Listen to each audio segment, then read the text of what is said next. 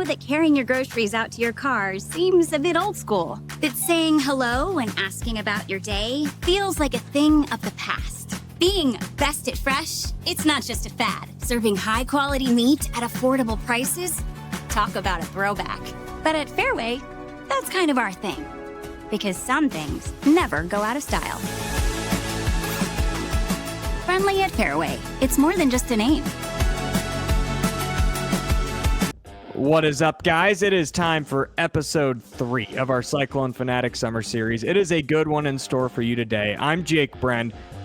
As always, we are presented by Fareway Meat and Grocery and Netusil Financial Services. Fareway, it is your spot all year long, but I love it in the summertime and then the fall time coming up. They have all your tailgating needs. It's never too early to start preparing for that, but for now, go and grab some of those skinless brats at the meat counter. They've got the best selection in the state of Iowa. Netusil of Raymond James. It's Clay, Chase, and Cody over there. All Cyclone fans, all family members. They are a great place to take care of your financial planning in the future. I'll spell that out. It's Netusil, Netusil Financial Services. I talked to Cyclone fan favorite Curtis Jones and the newest member of the National Basketball Association. I hope you enjoy this interview of the CycloneFanatic Summer Series. All right, now we welcome on the Big 12 Sixth Man of the Year and the newest member of the Denver Nuggets, Curtis Jones. Kurt, thanks for joining me. How are you doing, man? My good. I appreciate you having me. Take me through what life has been like since Cyclone fans heard from you last, probably right around the NCAA tournament. Oh, man. Well, yeah, I guess we take it back there. It's been just hectic since then. I don't think people realize, how much happens when you're going pro compared to going back to college, in those months. So it was just, I played in an all-star game in San Antonio, like probably a week or two after. That was during the Final Four, actually. And then kind of was chilling a little bit. Then it was Portsmouth. That was like later April. Then G League camp, that was like early May, and then kind of all the like NBA workouts start. So you kind of flying city to city. I did 14 of them, and it's crazy because I didn't even work out for Denver and just ended up with them. But I did 14 workouts within about a month and a half, I'd say a month. And then draft came, figure out what I was doing. Went to Denver, was there for, a couple weeks, and then Summer League, obviously, and now we're here.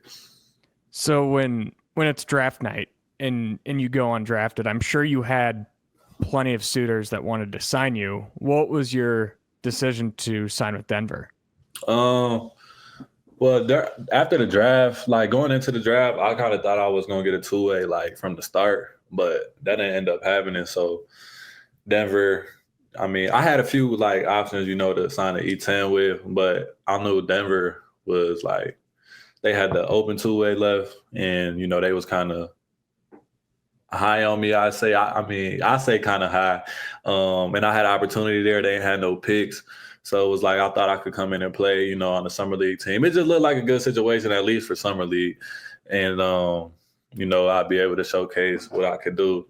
And then so I went out there, and I felt like, even in the practices, I was playing well. So I kind of just took care of what I had to take care of. So you're telling me that you bet on yourself again? Yeah. That doesn't sound anything like Curtis Jones. That's just the story it's been. But, it was definitely crazy. I didn't expect, to do what I did, I say. But, once I was just getting more comfortable, it just came. So you had those 10 days before Summer League started, and then within Summer League, did you have a moment where you felt like you'd really adjusted and that you were going to get that two-way deal? I don't think I was never like, I don't never want to get my hopes up that much. Like, I was never like, I got it in the bag. Like, I don't think I never said that even after the Lakers game. Like, I wasn't like, I got it, just because you never know, right? Like, they might have been still looking for something else. So I didn't know for sure. I was confident like somebody, would probably hopefully give me one, but you just never know. But what was the first question again? Just asking if there was a moment where you really maybe not felt like you're going to get it, but felt super comfortable. I mean, I think it started. So I think the first game, when the first game started, versus the Bucks, I was just a little rushed, like just not all the way comfortable yet. But I did have that big third quarter for me, being a rookie and everything. Like I had 8 points in that third quarter, which felt good and kind of led me into the next game versus the Wolves, game 2. I felt good. More comfortable, but I don't think I was still my best self yet, but I was definitely better. Like you could see I was getting there. And then, we ended up playing the Raptors, and going into the Raptors game, like they was talking about how they was really pesky and like this defensive minded team, you know what I'm saying? Very physical. So I thought it was going to be a little tough that game going in, just because they was forcing 30 turnovers a game going into it. So it was like they playing hard, they playing great defense. It's going to be hard to, get it. But I think that just locked me in a little more because I knew, what it was going to take to be successful in that game. And so I ended up having that 20-point game. I went like 8 for 10, which was kind of crazy. And that kind of just, gave me the confidence going into the rest of it. Like I just did that. I think I could do it again. And then had a solid game versus the Clippers the next game where I just looked super comfortable, I say. And then obviously the last game was really good, 22-8. And I just felt really comfortable by that point. So I know when we talked back in March, I think it was, you mentioned how every time you've taken a step up in a level from Indian Hills to Buffalo and Buffalo to Iowa State, it took you a couple months to find that confidence. How much different was that in the summer league when it's 5 games and you're barely even out there for 2 weeks? Yeah, it was kind of different, but I just think, mentally since I've kind of like had that happen to me before, like mentally I prepare myself a little better, for it. Cause that's the biggest thing with me is just be mentally getting there. Cause I think I got the ability, but just in my head, believing and seeing me do it is different. So that's kind of what I think allowed me to adjust so much faster. Was just, getting right in my head. And I'm sure that like your baseline for confidence is higher than it's ever been right now, if I had to guess, right? Yeah, I'd say I'm very confident at the moment. Just, playing the way I did, I think that even boosts my confidence because I didn't know it was going to be like that. Like, I didn't really, everywhere I go, I don't really have no expectations, just like control what I can control. I've got good at that, just trying to control what I can control. I think that's a trait you got to have in life, in general. So that's really, was a big thing. What were the emotions that you felt when you did officially get that 2-way contract?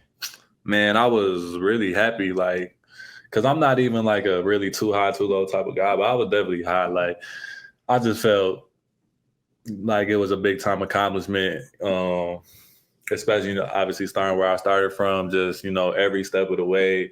I don't think it's done, obviously, but like, that's just a big step, going into a professional career. So I was super happy.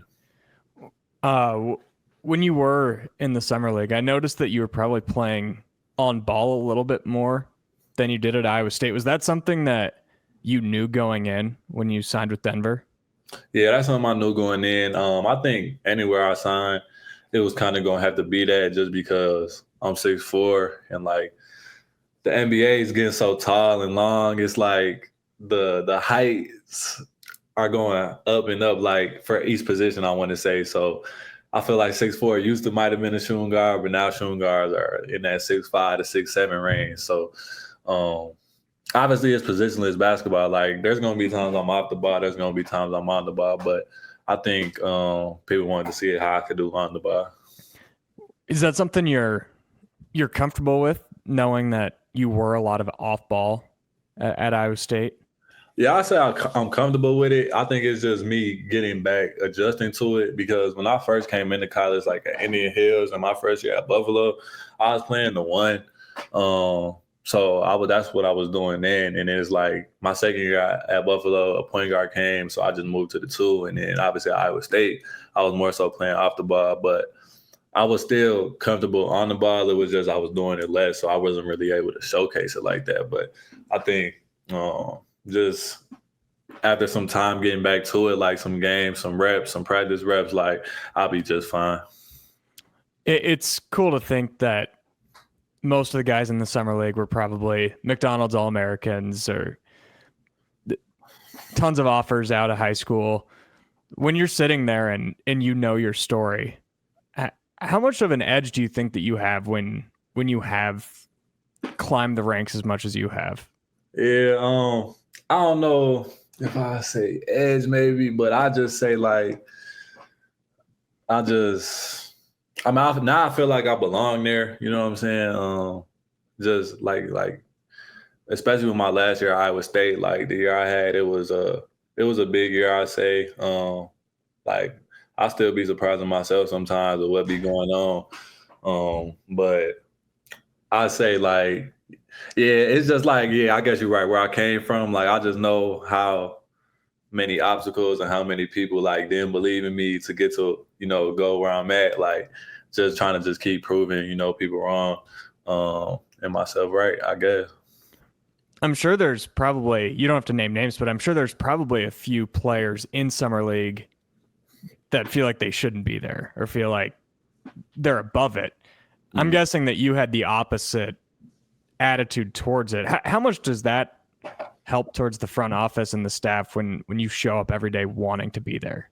Yeah, I think it means a lot, and I think that's kind of helped me in my whole career. Like I wanted to be at Indian Hills, I wanted to be at Buffalo, I wanted to be at Iowa State, and now I know the opportunity that I have, and I don't look at it, down in no type of way, because there's probably some people who feel like they should be on contract, not a two-way. You know what I'm saying? So I just know, I think that's actually a big thing, like your perspective, like seeing the good in, what you have going on.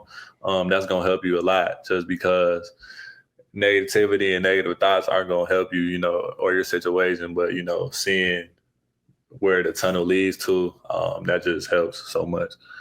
And I'm sure that'll help going forward when it comes to bouncing between Denver and Grand Rapids. What are you most excited about for this next opportunity? I'm really just excited about the opportunity, like in itself. Just also being in like an NBA, like just around it, like really being in it, like seeing everything, the behind the scenes, the travel, just all of that stuff. Like I think that's so many kids dream about. I wouldn't even say it was like my dream to make it to the NBA. Like I wanted to go D1. That's just because the NBA seemed so far, like at a point, and so I just wanted to go D1 kind of out of high school. I was never like, I gotta get to the NBA, but it really just ended up happening. But now that I'm here, I just want to see like everything that goes on, and I think that's gonna be really cool. You mentioned not thinking about really making it to the NBA. When did you start thinking about that? I didn't really even start thinking about it till this year, like probably like because I just know how hard it is to really like make it happen. Like I don't know if people understand how hard it really is, even to get to where I just got to. Like it's so many good players, there's so much talent. Like you just got to do. It's just a lot that it takes to get there. So I say this year, probably like when I had that like good run in January, I say that's when it became like it could really happen. So when it comes to the two-way, take maybe the non-diehard NBA fans through, what is that going to look like week to week, month to month for you, if you know? Yeah, to be honest, I'm not kind of all the way sure. I'm just gonna play it by ear, but I know it's kind of just you play some games G League, you might be on the NBA roster, like on the bench or something. Like you're probably not gonna play like that. I mean, unless like, people start getting injured and stuff like that, or like we up 30 or down 30 with 2 minutes left, you might get. I feel like that's what most of the time happen with the two-way guys, but you definitely like are able to show yourself, show your talents, get better every day, whether that's with the G League team or the NBA team. It's really weird because you're like top of the, G League team, but then bottom of the NBA team. So it's like, it's just a weird dynamic of going back and forth between that, I say, but it's definitely a great opportunity. You can earn yourself a contract, while on a two-way. So do you know like where the primary amount of your practices happen? Is that up at the NBA level, or is that more down in Grand Rapids? I think everybody's two-way is different. Like it kind of just depends on what the team wants to do with you. But I say, yeah, I don't really know. I think it kind of just goes player by player, to be honest. Or organizations do different things. Well, I'm sure that you will have plenty of opportunities to practice and play in Denver. How excited are you to play with players or practice alongside players like Nikola Jokic and Jamal Murray? Yeah, I think it's gonna be crazy, kind of just to be there and see it all. But I'm gonna just try to learn a lot, ask a lot of questions. That's just the type of person I am. I just ask a lot, especially like from successful people, because I want to know kind of what they did or what they're doing to maintain the level that they're at. So that's just what I'm most excited about, to like kind of pick a lot of these people's brains. As a Nuggets fan myself, it's hard to not look up and down the roster and see what they brought in, and a lot of shooting, you included. As far as your skill set goes, how do you feel like you're equipped to play in the NBA? I think I'm equipped just because I feel like I know how to play the game the right way. I say, I know how to I pick up things fast. Like if they tell me something, I think I'm gonna get it, right away. Good IQ. I know the terminologies and things like that. I'll pick up on stuff like that. Now, obviously, my ability to shoot it, I feel like I'm a 40% plus 3-point shooter. It was just like at Iowa State. I was taking some hard ones sometimes, but catching shoots, I feel like, I shoot at 40+%. And, that's a big thing in the NBA, trying to get it above that 40. But I think that's something I could do. And I feel like it's a unique position, right? Because Denver, they are contenders and they are in the playoffs each year, but they haven't exactly been deep the last couple of years. Do you feel like that also helps you to maybe have an outside chance to crack into that rotation? Yeah, I think so. Obviously, I gotta play well. That's just the biggest thing. Just trying to play well, work hard. So I'm prepared and things like that.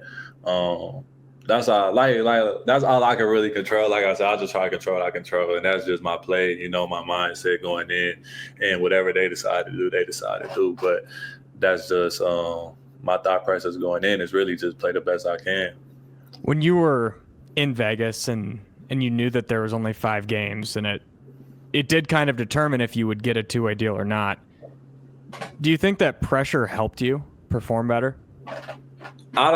It's crazy because I came a long way, kind of. I keep talking about the mental thing, but I didn't really even feel no pressure going into it. I think really I just really mastered controlling what I can control. I know I keep saying it, but that's really what it was. I can't control what they thinking. All I can control is my play. And, that's what I did. And that's what I was focused on, just, trying to play as good as I can, because obviously, it's everybody's watching. There's going to be opportunities everywhere. And so even if it wasn't, with Denver, I wanted to still play the best I could so I could give myself the opportunity to, be wherever at as best of a contract I say that I could get. I think we hear that a lot amongst athletes, obviously, but I think that's something that can be applicable to anybody. Well, what's your advice to people on focusing on what they can control? And maybe the better question is, do you have specific exercises or stuff that you've been able to master that? I think kind of just is happened over the years, I'd say. It don't happen overnight, obviously, but everybody's different as well.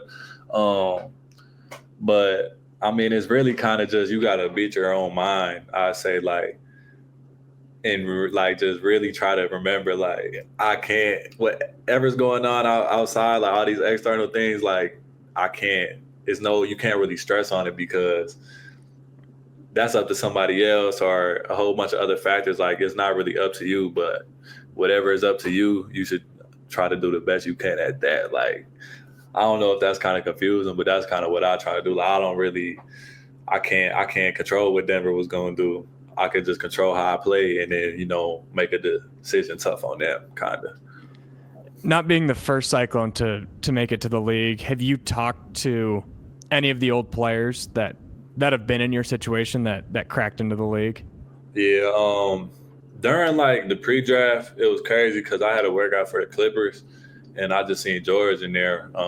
He was about to work out, and so he had hit me like, "How's the workout or whatever?" And then we just started talking. I was just asking him some questions, but this is more so about the pre-draft process. And then after I signed with Denver, like during the draft, Monte hit me and was just like, there's good people out there and stuff like that. But I haven't really talked to none of them about necessarily the league yet. But that was just a couple things that happened. So I'm sure that you're well aware that you are a fan favorite in Ames, and being a Nuggets fan myself, I follow tons of Nuggets accounts on Twitter, and I think it was after your Lakers game, I swear I saw like 10 tweets that was, if we don't sign Kurt to a two-way, we riot. Uh-huh. Have you felt that already where you've just kind of been embraced? Yeah, I say so, especially like Iowa State, obviously. That's where I was. I think I still got more to prove with Denver, to get their respect and all that. But I think, Iowa State, they showed me so much love through the couple years I was there. Like more than, I would ever imagine. So, I appreciate all the fans. That's why I try to do my best at like, showing them love back if they see me, or saying some, sign things, take pictures, like whatever, just because I feel like that, can make somebody's day and stuff like that. I know it comes back to your story and your roots.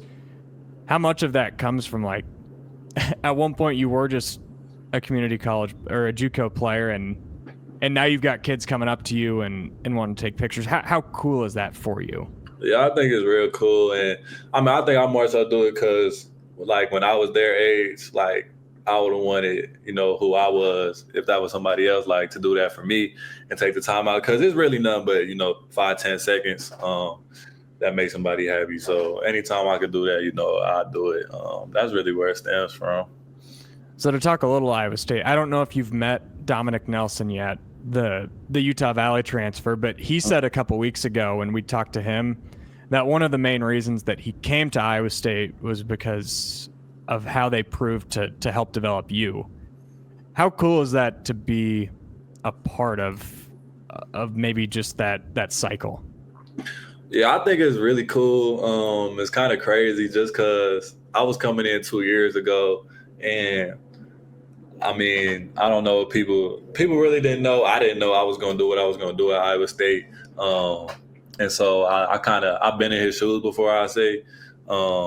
And, he could do, exactly what I did, I feel like, because, you're set up to succeed at Iowa State, with the workout schedule, the practice schedule, like just the routine you're in every day. Like, I feel like you just set up for success there. So I think it's really cool. And, I hope he does really well. What makes aside from like the daily habits and the soccer field workouts in the summer, what makes Iowa State different when it comes to player development? When it comes to player development, I only know like the difference between kind of Buffalo and Iowa State. I don't really know what other programs are all the way doing, but I say just for me, like I was getting in 2 workouts a day, kind of on top of the practice, but they wasn't like, when I say workouts, like they're not like hour and a half long, like just, grueling. Like they was kind of very efficient, very effective. And like the coaches was like putting us in positions where we would be in the game kind of. And I think that was kind of cool. The managers, the GAs are in your workout, kind of doing what a defense would do. Like it's really live. It's like a live action type of thing, game speed, all that. I thought that was really big. That helped me a lot, just because it felt game-like, in the workout. So that was a big thing that I thought helped me. As you're almost pretty close to like 6 months out from senior day and you've reflected more, do you have a favorite memory or a favorite game that stands out as a Cyclone? It's really a lot because I feel like in my time there, like we had some pretty big wins.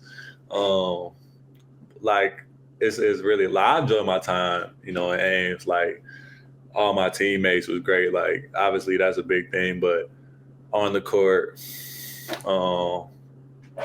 playing in the tournament like both years, like that was really cool. I say. So do you want to? I'll give you like a top 5 games. I say. Yeah, go for it. That's even better. 5 games at Iowa State. I think when we won versus BYU, my first year at Iowa State at home, the comeback, that was a great win. That was a good day. Winning the Big 12 championship, tournament championship, that was real cool. Getting the ring and all that. I thought the win at Texas Tech this year was a really good one. I think Kansas at home. I think both Kansas wins, both my years, was really good. They was both at home. And then a 5th one, maybe the win at Iowa. That was a good one. But honorable mention, I just didn't put it in because we lost, was obviously that BYU run I had. That was cool. Have you ever, like, even been a part of a game that's had a heater like that? Not just you, like anybody on the floor. Man, it seems like nobody. Yeah, you're right. No, I think we had a great chance to win that game. It's just BYU hit a Big 12 tournament record 3-pointers. Otherwise, we had it. But that was high level right there. I think it's rare. Like I feel like I almost never see highlights from a game that Iowa State lost. Like the BYU game at home, that comeback was incredible, but you never really see highlights of it come across on Twitter because the game lost. Yeah. That one is the exception. I see your 22 points in 5 minutes. I swear I see that every single day, and I think it just goes to show how insane that was. What did you feel when you were going through that? Did you know? I mean, I don't know. It was crazy. Because I feel like I started the game out a little slow and then it just happened like fast. I didn't even realize. Like I looked up and I seen 22, but I didn't realize. Like I thought I had 22 for the half. Like I didn't realize I did it within that 5-minute span. So that was crazy. But it just seemed like I don't know if I missed during that span either. So that was kind of impressive too. But it was I don't know what was going through my head. I was kind of just locked in. I'm not talking to a scout right now. I'm talking to you, but I would love to talk to a scout because they'd of course seen that run. I wonder how much that helped in your evaluation to get to the league. Like that's stuff that I can't imagine many guys in the draft were able to do. Yeah, I don't know if anybody did that, but I think it definitely did help me because along the way, a couple people had told me that they was there and they seen it and just it was impressive and things like that. I think it was actually a good amount of NBA scouts at that game.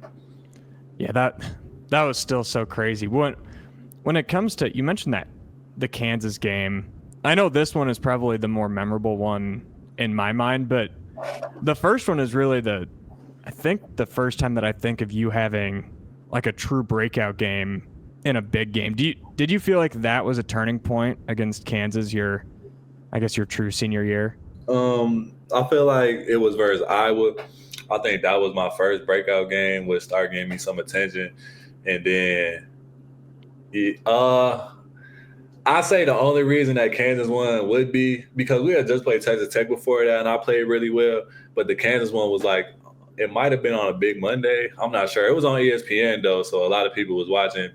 And yeah, that was one that was the one that, I say like really tipped the cap for everything. Or sorry, I was thinking of the game your first year in Ames. Yeah. I don't know. I think it was the TCU game, but it was right. Like after that, we played Kansas State. I played well, and then we played Kansas. So that was the third game in a row. I kind of played well, and I think it was looking like I could start being this player consistently. You talk favorite memories. Do you have a specific favorite shot that stands out when you look back at it? Or if you want to give me a top 5 for that, you can too. I don't know. Whatever works for you. I don't know if I got a top 5 shots, but I know one that a lot of people like was the one at home versus Kansas State my first year that had got held up pretty loud. But the loudest I think it was off a shot I made was the end of the first half, the Kansas game this year, when I had just shot the bomb. It felt like it was like 30 seconds left, and that one set the roof off. I felt like, so that was a cool one. Also, I had one versus BYU, the game we lost to put us down 5. It got real loud in there because we was coming back. So them are ones that I remember from my last 2 years that I think got the crowd up at home. I think all the ones you just said I was at, and I truly think the one against BYU was the loudest. Yeah.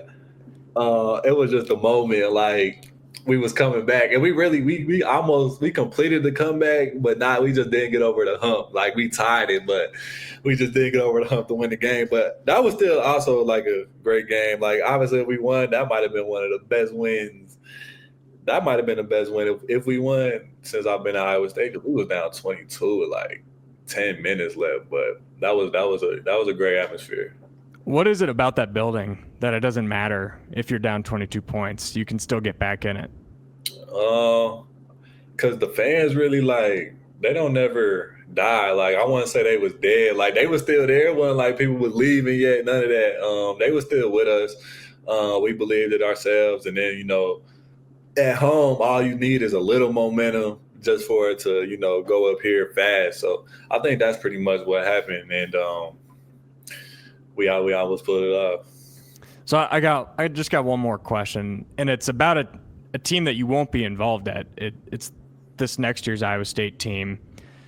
When you look back on last year and the lessons that the returners learned and the staff learned, do you think that the program is better going forward, maybe for some of the adversity that you guys went through this past season? Yeah, I say so. I just think the thing that happened with us was injuries. That's really it. Like I think we was in a good space. Obviously, you can't win every game. Like I don't think we was gonna go undefeated or anything, but it was just some injuries that happened. But I think it always helps when you got people that played in the environments, been there before, won before, at the level, at the Big 12 level. So I think they'll be really good, especially, with the returning group. It seems like Iowa State's been able to bring back a good group of returners, for the last however long since TJ's been there. So I think they'll be really good, and I'm excited to see what they do. Well, you've got a lot of big things in store. We'll be excited to follow along in the NBA and the G League, especially if you get to come play in Des Moines. Yeah. Best of luck in the future, Curtis. And if you've got anything else you'd like to add, go right ahead. I ain't really got nothing else. Just roll clones. That's really it.